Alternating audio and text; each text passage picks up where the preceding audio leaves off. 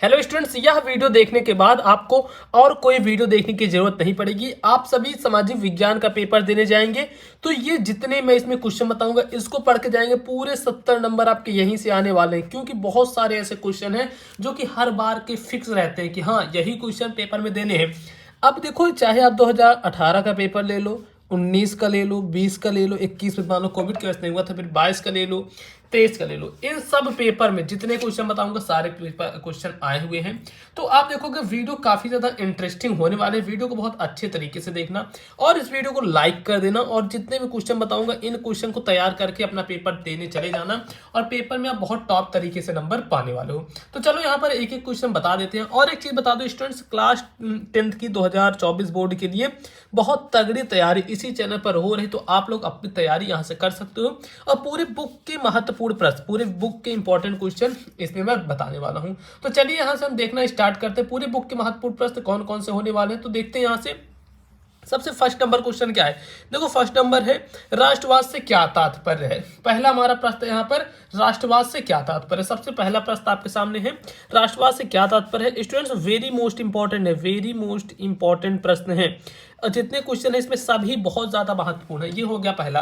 फिर दूसरा प्रश्न है, पूना पैक्ट पर किसके हस्ताक्षर हुए। पूना पैक्ट जो था इस पे किसके हस्ताक्षर हुए थे और उनकी दो शर्तें, क्योंकि उन्होंने दो शर्तें भी दी थी, तो उनकी दो शर्तों को भी लिखिए कि आखिर उनकी शर्तें कौन कौन सी थी।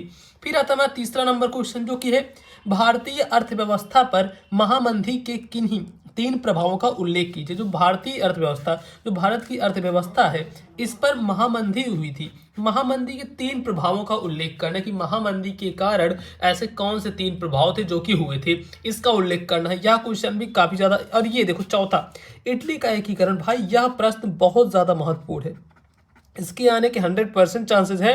जो 7 सेट आते हैं उनमें से एक पेपर, मतलब 100% वाले क्वेश्चन है, जितने बता रहा हूँ ना 100% इंपॉर्टेंट वाले क्वेश्चन है। इन क्वेश्चनों को पढ़कर चले जाना, पेपर में आप पाओगे कि यही सारे प्रश्न आए हुए हैं। देखो 5वां नंबर जो क्वेश्चन है, संसाधन नियोजन की आवश्यकता क्यों है। संसाधन नियोजन की आवश्यकता क्यों है, और भारत में संसाधन नियोजन हेतु 4 उपाय सुझाइए। देखो संसाधन नियोजन की आखिर आवश्यकता क्यों है। अब देखो उसके बाद क्या है, भारत में, इंडिया में संसाधन नियोजन के कोई 4 उपाय सुझाने, संसाधन नियोजन के 4 उपाय सुझाने। तो ये हो गया 5वां प्रश्न। फिर हमारा 6वां नंबर प्रश्न, मृदा अपरदन क्या है। भाई यह प्रश्न तो एकदम फाड़ के रख देगा, बहुत ज्यादा इंपॉर्टेंट है, वेरी मोस्ट आईएमपी प्रश्न है। मृदा अपरदन, मृदा अपरदन मतलब होता है मिट्टी का कटाव। जो मिट्टी होती है वहां पे बारिश होने के कारण मिट्टियां वहां से कट के निकल जाती हैं, और जिसके लिए आपको पता होगा पेड़ लगाया जाता है। ठीक, जिसके लिए क्या है, ये पेड़ लगाया जाता है। उससे क्या होता है, इनकी जड़ों से, जो जड़ें इनकी कहीं रहती हैं तो ये मिट्टियों को जाने नहीं देती है। इतना तो नॉलेज आपको होगी ही। चलो अब बढ़ते हैं अपने 7वें नंबर क्वेश्चन पर। आखिर हमारा 7वां नंबर क्वेश्चन कौन सा है। देखो 7वां नंबर क्वेश्चन भी काफी ज्यादा महत्वपूर्ण है, ये भी इसी से रिलेटेड है कि मृदा संसाधन के महत्व का वर्णन कीजिए और किन्हीं 2 प्रकार की मृदाओं की विशेषताओं का उल्लेख कीजिए। क्या करना है, मृदा संसाधन के महत्व का वर्णन करना है, मृदा संसाधन के महत्व का वर्णन करना है। और फिर क्या करना है, और किन्हीं 2 प्रकार, कोई 2 प्रकार की मृदाओं की विशेषताओं का उल्लेख करना है। फिर 8वां नंबर क्वेश्चन, 8वां नंबर है, जैव विविधता क्या है। दोस्तों जैव विविधता क्या है आखिर, और यह मानव जीवन के लिए क्यों महत्वपूर्ण है। जैव विविधता क्या है और ये मानव जीवन के लिए क्यों महत्वपूर्ण है, इसको स्पष्ट करना अच्छे तरीके से। तो ये question very very most important question है, तो इसको अच्छे तरीके से समझ लेना। अब बढ़ते हैं हमने आगे। आगे देखो हमारा कौन सा नेक्स्ट क्वेश्चन आता है। नेक्स्ट जो क्वेश्चन हमारा 9वां नंबर क्वेश्चन है। तो ये देखो 9वां नंबर क्वेश्चन है, चावल जिसको धान बोलते हो, इसकी खेती के लिए उपयुक्त भौगोलिक परिस्थितियों का वर्णन कीजिए। चावल की खेती के लिए कौन कौन सी परिस्थितियां होनी चाहिए, इसका यहाँ पर उल्लेख करना है कि अगर आपको चावल की खेती करनी है तो कौन सी एक परिस्थिति है जिसमें चावल की खेती कर सकते हो, तो ये बताना है। फिर आता है 10वां नंबर क्वेश्चन, किसी अर्थव्यवस्था में कृषि का क्या महत्व होता है। किसी भी अर्थव्यवस्था में कृषि का क्या महत्व होता है, एग्रीकल्चर का क्या महत्व होता है, ये बताना है। फिर 11 नंबर क्वेश्चन है कि भारतीय कृषि, जो इंडियन एग्रीकल्चर है, भारतीय कृषि की कोई 3 विशेषताएं बताइए। देखो भारतीय कृषि की मतलब इंडियन एग्रीकल्चर, ठीक, इंडियन एग्रीकल्चर, भारतीय कृषि की 3 विशेषताओं का वर्णन करना है या फिर 3 विशेषताएं बतानी है। और ये जितने भी प्रश्न हैं ये आपके मन में एकदम रटे होने चाहिए, एकदम समझे होने चाहिए। आप पूरा समझ लो, अपने मन से बना के लिखना, लेकिन समझ लो कि ये क्वेश्चन कौन से हैं। और अभी तक आपने याद ना किया हो तो डेली 4 से 5 क्वेश्चन इसमें से याद करो, आपको पूरा याद हो जाएगा। और ऐसा मत करना कि इसको सोचो कि नहीं भैया ये तो इंपॉर्टेंट, भाई बहुत ज्यादा महत्वपूर्ण है, इतना ध्यान देना, बहुत ज्यादा ही महत्वपूर्ण है ये सारे क्वेश्चन। चलो अब भाई आगे बढ़ते हैं। आगे हमारा कौन सा है, 12 नंबर क्वेश्चन, जो कि है परंपरागत तथा गैर परंपरागत ऊर्जा संसाधन। परंपरागत और गैर परंपरागत ऊर्जा संसाधन के बारे में बताना है कि परंपरागत ऊर्जा संसाधन कौन से हैं, गैर परंपरागत के बारे में इनका परिभाषा, ठीक, एवं उदाहरण, परिभाषा एवं उदाहरण इसमें लिखने हैं। फिर आता है 13 नंबर क्वेश्चन। देखो 13 नंबर जो क्वेश्चन है वो क्या है, वो है भारत में सौर ऊर्जा, सौर ऊर्जा मतलब सोलर पावर, ठीक, सोलर पावर, सौर ऊर्जा का भविष्य उज्जवल क्यों है। भारत में सौर ऊर्जा, सोलर पावर का भविष्य उज्जवल क्यों है, और कोई 3 कारण बताना, कोई भी 3 कारण बताने हैं। फिर आता है अपने इसमें 14 नंबर पे, 14 नंबर जो क्वेश्चन है वह है सीमांत सड़कों का महत्व बताइए। सीमांत सड़कों का महत्व बताना है कि सीमांत सड़कें जो है इनका महत्व। फिर है 15 नंबर क्वेश्चन, सड़क परिवहन के 3 गुण बताने हैं। सड़क परिवहन के 3 गुण बताने हैं, तो ये बताना भाई, जितने भी क्वेश्चन बताओ ना एकदम रट के चले जाओ, एकदम याद करके अच्छे चले जाओ, एक भी क्वेश्चन इसमें से छोड़ना मत, क्योंकि बहुत ज्यादा महत्वपूर्ण ये सारे क्वेश्चन है। अब देखते हैं इसके आगे। देखो इसके आगे जो हमारा नेक्स्ट क्वेश्चन है वो क्या है, यहां से देखते हैं 16 नंबर। देखो 16 नंबर से शुरू करते हैं। 16वां नंबर जो क्वेश्चन है वो है सत्ता की साझेदारी क्यों जरूरी है। सत्ता की साझेदारी क्यों जरूरी है, एक तर्क देना है।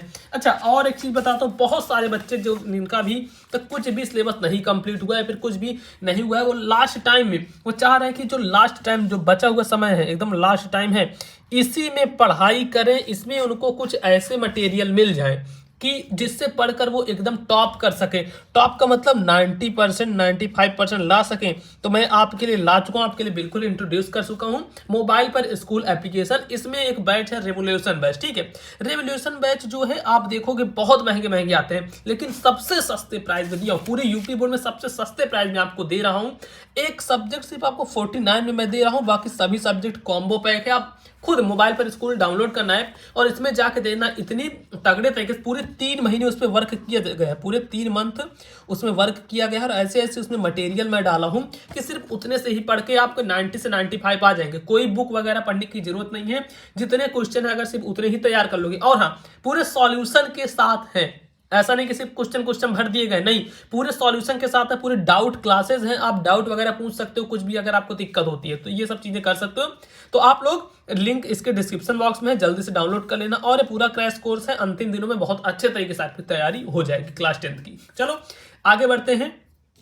आगे जो हमारा 17वां नंबर क्या है, संघवाद क्या है, संघवाद क्या चीज है और इसकी प्रमुख विशेषताओं लिखिए। देखिए संघवाद क्या है और इसकी प्रमुख विशेषताएं लिखिए, काफी ज्यादा महत्वपूर्ण प्रश्न है, very very most important question है। और जो मैंने ऐप बताई, ऐप की लिंक डिस्क्रिप्शन बॉक्स में है और कमेंट बॉक्स में है, तो वहां से डाउनलोड कर लेना। अब देखो 18 नंबर क्वेश्चन क्या है, 18 नंबर है भारतीय संघवाद एक अर्ध संघीय ढांचा है। भारतीय संघवाद एक अर्ध संघीय ढांचा है, इसकी पुष्टि में किन्हीं 3 कारकों का उल्लेख कीजिए। इसकी पुष्टि में किन्हीं 3 कारकों का उल्लेख करना है। फिर है 19 नंबर क्वेश्चन, जो कि भारतीय समाज में जाति प्रथा अभी भी प्रचलित है। भारतीय समाज में देखो कास्ट सिस्टम, जो जाति प्रथा है वह अभी भी प्रचलित है, बिल्कुल प्रचलित है। और इसके कारण क्या है, आखिर इसके प्रचलित होने का कारण क्या है और इसको समाप्त अगर करना है, इसको समाप्त करने के 2 उपाय बताइए। इसको समाप्त करना है कास्ट सिस्टम, कास्ट सिस्टम अगर समाप्त करना है, आपको पता होगा, तो इसको समाप्त करने के कौन कौन से कारण है ये आपको बताने, उपाय है ये बताना। फिर आता है 20वां नंबर क्वेश्चन। और देखो सामाजिक विज्ञान में मेरे प्यारे स्टूडेंट्स ऐसे ऐसे क्वेश्चन रहते हैं जो कि अपने मन से बना के बहुत अच्छे तरीके से, बहुत अच्छे ढंग से आप लिख सकते हो, बहुत ज्यादा हार्ड नहीं होता है। अब आता है हमारा 20वां नंबर क्वेश्चन। देखो 20वां नंबर है राजनीतिक दलों के कोई 4 कार्य लिखिए। राजनीतिक दलों के कोई भी 4 कार्य लिखने हैं फॉर वर्क। अब है हमारा 21 नंबर क्वेश्चन, जो कि लोकतंत्र किस तरह उत्तरदायी, जिम्मेदार और वैध सरकार का गठन करता है। लोकतंत्र किस तरह से उत्तरदायी है, और देखो लोकतंत्र किस तरह से उत्तरदायी, जिम्मेदार और वैध सरकार का गठन करता है, यह बताना है। फिर आते हैं 22वें नंबर क्वेश्चन पर। देखो 22वां नंबर क्वेश्चन है, विकास मापने का यूएनडीपी का मापदंड किन पहलुओं में विश्व बैंक में मापदंड से अलग है, ये बताना है। फिर 23 नंबर क्वेश्चन है, 23 नंबर क्वेश्चन है, राष्ट्रीय आय तथा प्रति व्यक्ति आय में भेद कीजिए। राष्ट्रीय आय जो होती है और प्रति व्यक्ति आय होती है, इनमें क्या अंतर होता है, क्या यह दोनों सेम है या फिर ये दोनों अलग अलग हैं। तो इन दोनों में हमें विभेद करना है, इन दोनों में भेद बताने हैं कि क्या ये दोनों सेम है या फिर अलग अलग हैं, और विभिन्न देशों की तुलना करने के लिए इनमें से कौन बेहतर है। अगर हमें विभिन्न देशों की तुलना करनी है तो इसमें से क्या राष्ट्रीय आय ज़्यादा अच्छी है या फिर प्रति व्यक्ति आय, इसमें से कौन सा बेहतर है यह बताना है। फिर है 24 नंबर, जो कि है राष्ट्रीय ग्राम रोजगार गारंटी अधिनियम 2005 पर एक संक्षिप्त टिप्पणी लिखनी है। फिर उसके बाद आता है 25 नंबर क्वेश्चन, जो कि है बहुत ज़्यादा महत्वपूर्ण। और ये क्वेश्चन क्या है, तो ये क्वेश्चन है दोस्तों कि तृतीय क्षेत्रक अन्य क्षेत्रों से भिन्न कैसे है। तृतीय जो क्षेत्रक है वह अन्य क्षेत्रों से कैसे भिन्न है, तो इसमें व्याख्या करनी है, इसकी क्या करनी है, व्याख्या करनी है। फिर 26 नंबर क्वेश्चन है, आर्थिक गतिविधियां रोजगार की परिस्थितियों के आधार पर कैसे वर्गीकृत की जाती हैं। जो आर्थिक गतिविधियां हैं वो रोजगार की परिस्थितियों के आधार पर किस प्रकार से व्यक्त की जाती हैं, ये बताना है। और एक बात आपको फिर से मैं बता दूं, इसमें से एक भी क्वेश्चन मत छोड़ना, क्योंकि मैंने आपको जैसे बताया 2018 में, 19 में, 20 में, 22 में, 23 में क्वेश्चन आए हुए हैं और 24 में ये आएंगे। तभी तो ये मैं कह रहा हूँ कि वेरी वेरी मोस्ट इंपॉर्टेंट। तो क्यों नहीं समझ रहे हो, अगर इतना इंपॉर्टेंट क्वेश्चन है तो अच्छे से इसको तैयार करके जाना।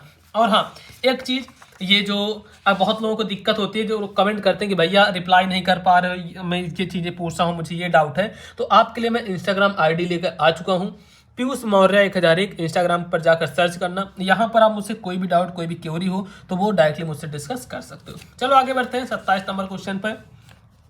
27वां नंबर क्वेश्चन है, प्राथमिक एवं द्वितीयक क्षेत्र की विशेषताओं की विवेचना करें। प्राथमिक एवं द्वितीय क्षेत्र की विशेषताओं का वर्णन करना है, उसकी विवेचना करनी है कि इन दोनों में क्या क्या विशेषताएं हैं, इसका वर्णन करना है।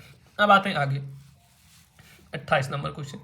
देखो 28 नंबर क्वेश्चन क्या है, ये है विदेशी व्यापार। विदेशी व्यापार से आप क्या समझते हैं, जो वहाँ का विदेशी व्यापार है, ठीक, फॉरेन, तो इससे क्या क्या समझा जाता है, फॉरेन ट्रेड से क्या समझते हो, तो ये बताना है। इसके बारे में क्या है, परिभाषा लिखनी पड़ेगी, ठीक,